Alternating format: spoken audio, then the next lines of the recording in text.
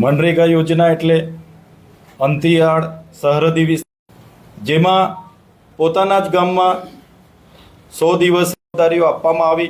મંત્રી બન્યા એમણે આદિવાસી વિસ્તારોના જિલ્લાઓમાં એમના ઘરની એજન્સીઓ, બીજા લાગતા વળગતાની એજન્સીઓ લાવીને મટીરિયલ પૂરું પાડવાના નામે એમને બારોબાર ટેન્ડરો આપ્યા.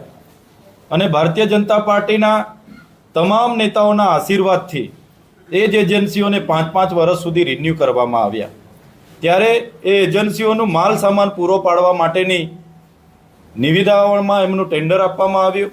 ત્યારે આ એજન્સીઓએ કોઈ પણ જગ્યાએથી રેતી, કપચી, સિમેન્ટ કે સળિયાની ખરીદી કર્યા વગર કે કોઈ પણ સ્થળ પર મટીરિયલ નાખ્યા વગર એમણે એમની એજન્સીઓમાં જીએસટી વગરના, રોયલ્ટી વગરના, સરકારમાં પણ રોયલ્ટી જીએસટીની ચોરી કરીને પોતાના એપી સેન્ટરોમાં બેસીને કરોડો રૂપિયાના બિલો બનાવ્યા.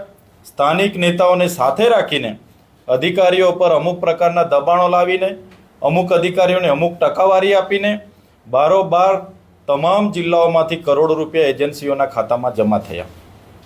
જે પ્રકારે અમારા પર લોકોની રજૂઆતો આવી, અમે એ એજન્સીઓમાં જમા થયેલા ચેક નંબરો, તારીખો, એની રકમો સહિત તમામ જિલ્લાઓમાં અમે રજૂઆતો કરી.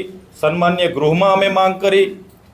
ત્યાર પછી પણ આ ગુજરાતની સરકાર જાણે એમને છાવરવાનું કામ કરતી હોય એવું અમને લાગી રહ્યું છે.